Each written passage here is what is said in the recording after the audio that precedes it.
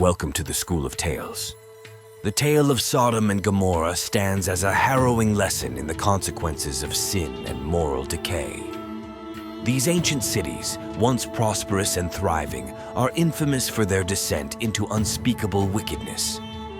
In this article, we'll delve deep into the details of the sins and deeds that led to the cataclysmic downfall of Sodom and Gomorrah. Sodom and Gomorrah were situated in the fertile plain of the Jordan River, near the Dead Sea. The region was known for its lush landscapes and thriving communities. However, this prosperity came at a price, as the inhabitants of these cities soon embraced sinful and immoral practices. One of the prevailing sins in these cities was greed. The residents of Sodom and Gomorrah had an insatiable appetite for wealth and material possessions. They engaged in corrupt business practices, exploiting the vulnerable for personal gain. Hospitality is a sacred virtue in many cultures, but in Sodom and Gomorrah, it was a sin. The residents turned away travelers and strangers, showing a complete lack of compassion and empathy. This inhospitality was a grave sin against the very essence of community and decency. Perhaps the most notorious sin associated with these cities was sexual immorality. The people of Sodom and Gomorrah were known for their perverse and wicked practices. These sins extended to all aspects of society, reflecting a complete disregard for moral values. The biblical account highlights the sin of homosexuality in Sodom. The men of the city were said to have surrounded Lot's house, demanding the two angelic visitors to be brought out for sexual purposes.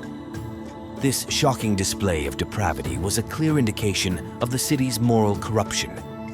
The sins of Sodom and Gomorrah were not confined to their own inhabitants.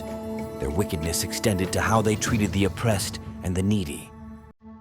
The cries of the downtrodden reached the heavens, a testament to the cruelty and injustice prevailing in these cities. The divine judgment of these cities was set in motion when two angelic messengers arrived in Sodom. They were sent by the Lord to assess the extent of the sin and determine whether there were any righteous souls left in the city. Lot, a righteous man who resided in Sodom, extended his hospitality to the angelic visitors. He provided them shelter in his home, unaware of the storm that was about to engulf the city. As night fell, the evil intentions of the city's residents became clear. A mob surrounded Lot's house, demanding the angelic guests be sent out to them. Lot, desperate attempt to protect his guests, even offered his own daughters in marriage to the mob, but the wickedness persisted. As dawn broke, the angels urged Lot to flee the city with his family. They informed him of the divine judgment that would soon descend upon Sodom.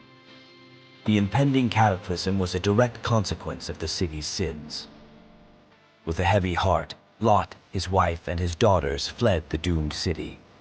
The angels instructed them not to look back, for the divine judgment was swift and severe.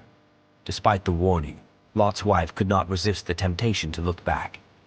In that fateful moment, she turned into a pillar of salt, a chilling testament to the consequences of disobedience. The divine retribution that befell these cities was cataclysmic. A rain of burning sulfur and brimstone descended upon Sodom and Gomorrah, reducing them to ashes, banishing them from the face of the earth. The story of Sodom and Gomorrah serves as a stark reminder of the consequences of moral decay and sin. It stands as a timeless lesson that no city, regardless of its wealth or power, is beyond divine judgment. The sins and deeds of these cities, etched into history, continue to echo as a testament to the importance of virtue and righteousness. The sins of Sodom and Gomorrah are a chilling reminder that the pursuit of virtue and morality should guide our lives. Their story serves as a beacon of caution, warning us of the destructive power of sin and moral decay.